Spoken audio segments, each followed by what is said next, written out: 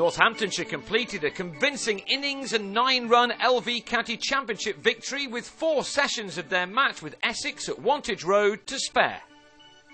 Essex knew at the start of day 3 that they would have to bat all day, resuming as they did on 93 for 2, still 123 runs behind their hosts. Rob Quiney soon advanced from his overnight 43 to his first county 50 to give them hope.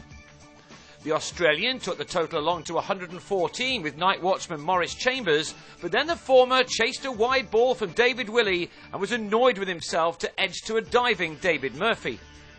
To his credit, Chambers saw out the opening hour of the day, but was then beaten all ends up by Stephen Crook, who had a great game for Northamptonshire. That wicket left Essex on 120 for 4, still some way away from making Northamptonshire bat again. How this match had swung in 24 hours. Only a day before, it was Essex in the ascendancy as they reduced their hosts to 171 for 8, with a first innings lead looking good for the visitors. Ravi Bopara and Mark Patini now try to restore parity once again. What Essex needed was a big partnership similar to the last 200 stands in the Northants innings, but that never materialised. On 5, Patini, like Quiney before him, went after a ball he could have left and was superbly held by David Sales. So now Essex looked to 2 of their more experienced players, Bopara and James Foster, to get them out of an ever-increasing hole. Bopara, as he so often does, looked in sublime form given the nature of these shots, which came both sides of the lunch break. Foster stuck with Bopara for 3/4 of an hour in making 11, but he then edged an in-swinger from Willey into the midriff of Andrew Hall to depart with his side on 159 for 6, still 57 runs behind.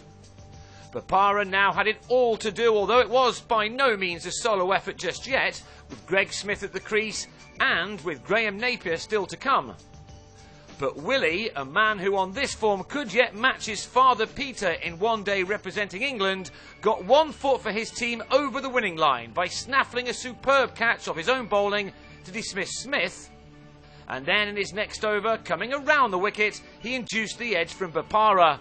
He went for 41 as Willey picked up the 4th fifer of his career to leave Essex on 180 for 8 and just about out of it.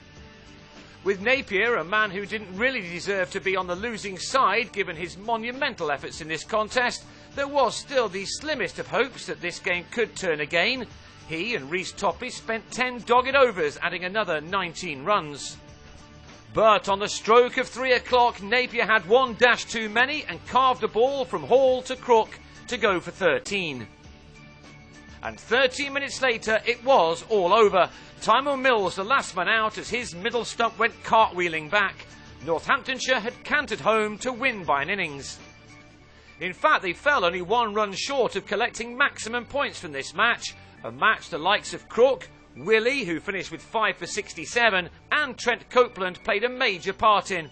They now travel to Bristol next week, while Essex will need to regroup ahead of their next game on April the 29th at home to Hampshire.